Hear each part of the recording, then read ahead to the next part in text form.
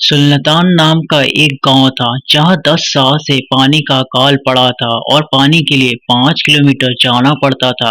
एक दिन एक सरोज नाम का लड़का अपने दोस्त के साथ पानी भरने के लिए गया। गर्मी का दिन था और धूप भी बहुत तेज निकली हुई थी। सरोज और उसके दोस्त रास्ते में पैदल चलते चलते थक गए और एक पेड़ के नीचे सारे बैठ गए।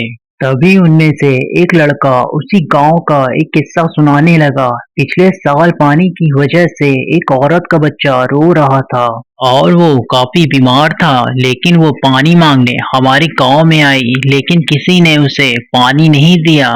जब वो निराश होकर वापस लौट रही थी तो रास्ते में उसे ठाकुर के घर पर पानी दिखा। तो उसने बिना पूछे पानी लेने की कोशिश की। जब उसको ठाकुर ने देखा तो वो बहुत तेज गुस्सा हो गया और कुल्हाड़ी लेकर उस औरत की तरफ दौड़ा। वो औरत वहां से भागने की कोशिश की, लेकिन फिर वो ठोकर खाकर गिर गई। ठाकुर ने न आओ देखा न ताओ और सीधा उसकी गर्दन पर कुल्हाड़ी मार दिया और उस औरत का हत्या कर दिया। उसके एक दिन बाद उस औरत के बच्चे का भी बिना पानी के मौत हो गई। कुछ दिनों बाद पता चला कि उसी कुल्हाड़ी से ठाकुर को भी किसी ने मार दिया और धीरे धीरे उसके पूरे परिवार को किसी अनजानी शक्ति ने मौत के घाट उतार दिया।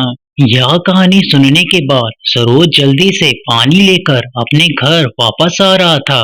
शाम हो गई थी और थोड़ा थोड़ा अंधेरा हो गया था। तभी उसके सामने एक छोटा लड़का आया और उससे पानी मांगने लगा।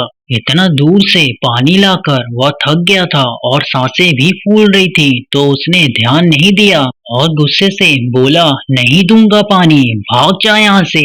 और वो लड़का रोता हुआ वहां से चला गया। रात हुई। सरोज खाना खाकर अपने कमरे में चला गया। तभी थोड़ी देर में एक औरत उसे दिखाई दी। वो अचानक उठा और देखा तो उसके सामने कोई भी नहीं था। फिर उसने सोचा कि शायद कोई बुरा सपना होगा और फिर सो गया।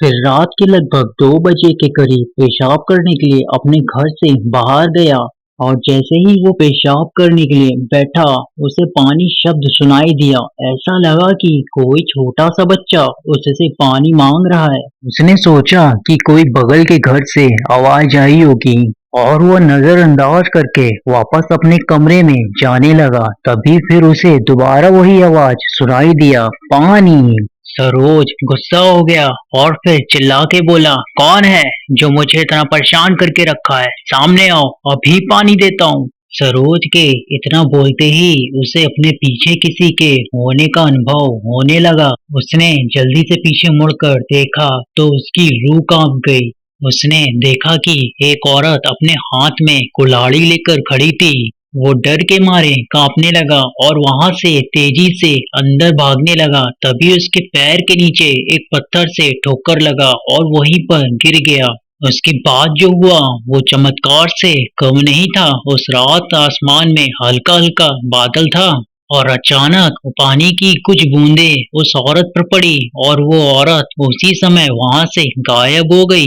सरोज अपना जान बचाने के लिए भगवान को बार बार धन्यवाद देने लगा। मोर हॉरर स्टोरी के लिए सब्सक्राइब और लाइक एंड जरूर करें। मिलता हूँ आपसे अगली वीडियो में, तब तक के लिए धन्यवाद।